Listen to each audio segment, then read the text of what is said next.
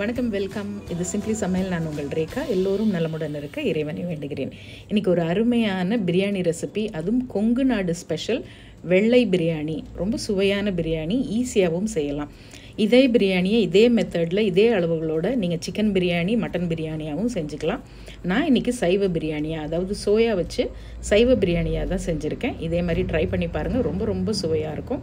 நம்ம சேனலை புதுசாக பார்க்குறவங்க, சேனல் பிடிச்சிருந்ததுன்னா மறக்காமல் சப்ஸ்கிரைப் பண்ணிக்கோங்க, பெல் ஐக்கான் கிளிக் பண்ணிவிடுங்க, ஆல் பட்டனும் ப்ரெஸ் பண்ண மறந்துடாதீங்க. அப்போ தான் நான் போடுற வீடியோஸோட நோட்டிஃபிகேஷன் உடனே வரும். நீங்களும் மிஸ் பண்ணாமல் பார்க்கலாம். வாங்க கிச்சன் போகலாம்.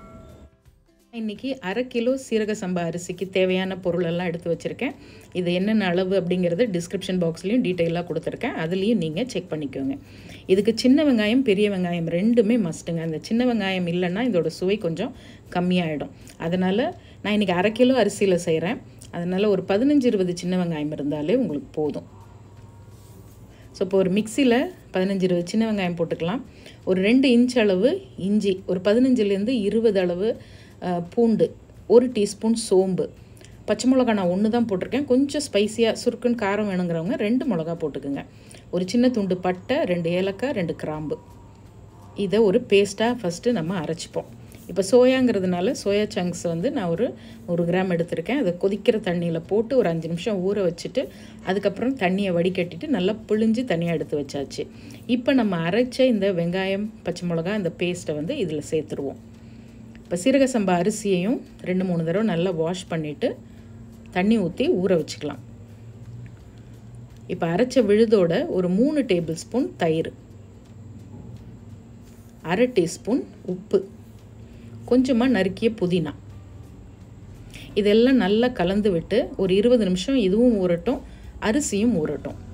இதே சிக்கன் அப்படின்னா நீங்கள் இன்னொரு 1/2 மணி நேரம், இன்னொரு 10 நிமிஷம் கூட எக்ஸ்ட்ராவாக இந்த மேரினேஷனை ஊற வச்சுக்கோங்க.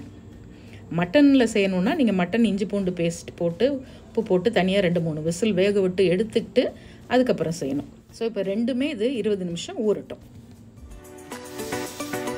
கமகமான சாம்பார்லேருந்து மொறுமொறுன்னு ஃபிஷ் ஃப்ரை வர செந்தூர் மசாலா அரைக்க நாங்கள், சமைக்க நீங்கள்.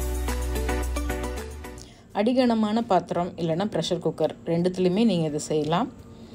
நான் இப்போ 2 டேபிள் ஸ்பூன் எண்ணெய், 2 டேபிள் ஸ்பூன் தேங்காய் எண்ணெய் சேர்த்துருக்கேன். மொத்தம் 4 டேபிள் ஸ்பூன். இந்த தேங்காய் எண்ணெயில் செய்யும்போது இது ஒரு தனி ஃப்ளேவர் அண்ட் டேஸ்ட் கிடைக்கும். தேங்காய் எண்ணெய் உங்களுக்கு பிடிக்காதவங்க நீங்கள் நெய் ஆட் பண்ணி செஞ்சுக்கலாம். 2 சின்ன துண்டு பட்டை, 2 கிராம்பு, 1 ஏலக்காய், 1 பிரியாணி இலை, கொஞ்சமாக கல்பாசி. ஆக்சுவலி இதில் கொஞ்சமாக இந்த ஜாவித்திரி சேர்ப்பாங்க, அது ஆப்ஷனல் தான். வேணுங்கிறவங்க, அந்த வாசனை பிடிக்குங்கிறவங்க சேர்த்துக்கலாம். ஆனால் துளியாக கொஞ்சமாக சேருங்க.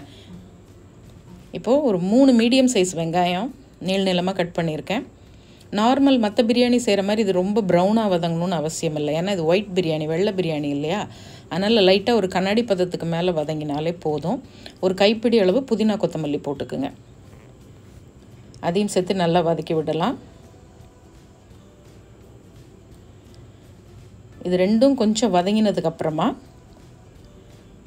நம்ம அரைச்ச விழுது அதுவும் சேர்த்துக்க போகிறோம். அதுக்கு முன்னாடி ஒரே ஒரு தக்காளி, 2 பச்சை மிளகா இதில் சேர்த்துக்குங்க. அதையும் சேர்த்து கொஞ்சம் லைட்டாக வதக்குங்க, இல்லைன்னா தக்காளியோட கலர் ரொம்ப இறங்கிடும். அதனால் லேசாக வதக்கி விட்டுட்டு நம்ம இந்த கலந்து வச்ச கலவையை உள்ளே போட்டு ஒரு 2 நிமிஷம் நல்லா வதக்கி விடுங்க. நல்லா கமகமன் வாசனையோட அந்த எண்ணெயெல்லாம் அப்படி பிரிஞ்சு வரும்.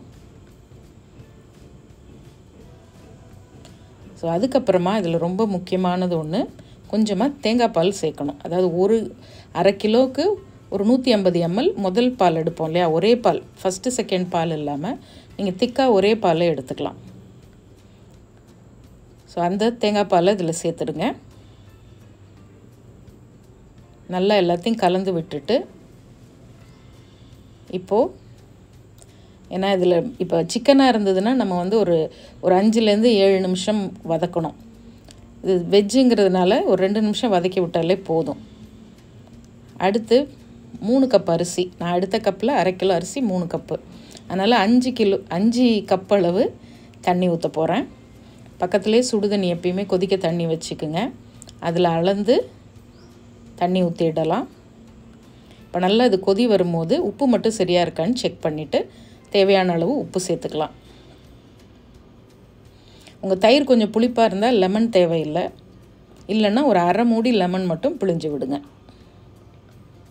நல்லா கொதி வந்தோடனே இதில் வந்து அந்த பச்சை மிளகாவோட காரம் தான், மற்ற வேறு காரம் இருக்காது.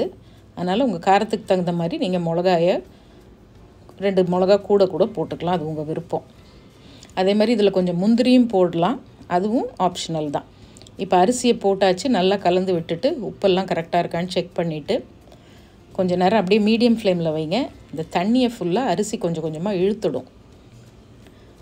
அதுக்கப்புறமா நீங்கள் ஒன்று குக்கர் மூடிட்டு மீடியம் ஃப்ளேமில் ஒரு விசில் விட்டு எடுக்கலாம். அப்படி இல்லைன்னா ஃபுல்லாக சிம்மரில் வச்சு மேலே வெயிட் வச்சு அப்படியே தம் போடலாம். நல்ல உங்களுக்கு இரும்பு தோசை தவா இருந்துச்சுன்னா அது மேலே தூக்கி வச்சும் தம் போடலாம். ஸோ இதில் எந்த மெத்தட் உங்களுக்கு செட் ஆகும் அப்படிங்கிற மாதிரி பார்த்துட்டு, நான் இப்போ தோசை தவா நல்லா ஹீட் பண்ணி வச்சுட்டு அது மேலே இதை அப்படியே தூக்கி வச்சு வெயிட்டும் போட்டுட்டு 10 நிமிஷம் அப்படியே விட்டுருவேன். 10 நிமிஷத்துக்கு அப்புறம் ஃப்ளேமை ஆஃப் பண்ணிவிடுங்க. பட் அந்த தவாவோட ஹீட் அப்படியே இருக்கும். அதுக்கப்புறம் 10 நிமிஷம் கழித்து தான் நம்ம ஓப்பன் பண்ணணும். அப்படி ஓப்பன் பண்ணிங்கன்னா சூப்பராக அப்படியே தம் பிரியாணி மாதிரி நல்ல வாசனையாக பர்ஃபெக்டாக உங்களுக்கு சோயா கொங்கு ஸ்பெஷல் வெள்ளை பிரியாணி ரெடி. இதே மாதிரி சிக்கன் பிரியாணிலையும் நீங்கள் ட்ரை பண்ணி பாருங்கள். இல்லைன்னா நான் அடுத்தது இதே ரெசிப்பியை சிக்கன் பிரியாணியில் கூட இன்னொரு நாள் போடுறேன் உங்களுக்கு. நல்லா சுட அருமையாக இருக்கும், சாப்பிட்றதுக்கு நல்ல ஃப்ளேவர்ஃபுல்லாக இருக்கும்.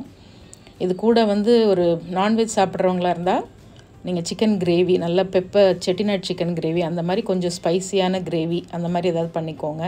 அது கூட இது வச்சு சாப்பிட்லாம். வெஜ் கிரேவிஸும் நீங்கள் பண்ணலாம். உங்களுக்கு அந்த சிக்கன் கிரேவி ரெசிபீஸ், வெஜ் ரெசிபீஸ்லாம் வேணும்னா அதோட லிங்க்கும் நான் டிஸ்கிரிப்ஷன் பாக்ஸில் வைக்கிறேன். நீங்கள் அதை செக் பண்ணிவிட்டு எது வேணுமோ அந்த மாதிரி செஞ்சு சூப்பராக என்ஜாய் பண்ணுங்கள். இன்னொரு ஃபென்டாஸ்டிக் ரெசிபியோட மறுபடியும் பார்ப்போம். இது சிம்பிளி சமையல். நான் உங்கள் ரேகா. தேங்க்ஸ் ஃபார் வாட்சிங். Take care. பை.